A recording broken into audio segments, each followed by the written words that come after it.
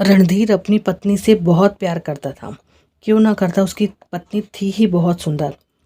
उससे ज़्यादा सुंदर उसके लंबे और काले बाल थे। रणधीर एक छोटी सी नौकरी करता था। बड़ी मुश्किल से वह अपने घर का गुजारा करता।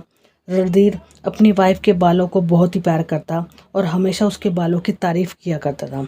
दोनों एक साथ बहुत ही खुश रहते थे और कभी भी कोई शिकवा नहीं करते।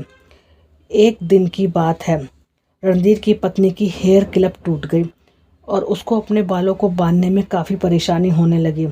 उसने अपने पति से बोला, आप मुझको एक हेयर क्लिप लाकर दे दो, लेकिन रणधीर के पास पैसा नहीं था। वह अपनी पत्नी से बोला, आज नहीं किसी और दिन लाकर दूंगा। उसकी पत्नी का नाम सुहाना था। सुहाना बोली, कोई बात नहीं।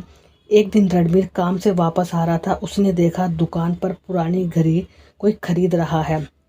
रणबीर के पास जो घड़ी थी वो उसके लिए बहुत ही ज़्यादा एंटिक पीस थी, क्योंकि वो घड़ी उसके पिता ने उसको गिफ्ट में दी थी।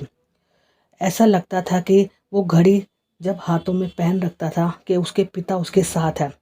वो उस घड़ी को बहुत प्यार करता था, लेकिन वो अपनी वाइफ से भी बहुत प्यार करता था। उसने अपनी घड़ी उसी टाइम बेच दिया और अपनी पत्नी के लिए हेयर क्लिप ले आया। वह बहुत ही खुश था और सोच रहा था कि सुहाना आज बहुत खुश होगी। लेकिन जैसे ही वह घर पहुंचा और सरप्राइज हो गया, उसने देखा सुहाना ने अपने बाल कटवा दिए। ये देखकर उसको बहुत ही ज़्यादा अफसोस हुआ। रणवीर का आज जन्मदिन था और सुहाना के पास गिफ्ट देने के लिए उसके पास पैसे नहीं थे। उसने अपने सुंदर बाल बेचकर अपने पति के लिए एक नई घड़ी ले ली। उसने रणधीर को गिफ्ट दिया और जन्मदिन की शुभकामनाएं दी। उसके बाद रणवीर ने सुहाना को वो हेयर क्लिप दी जिसको वो मांग रही थी।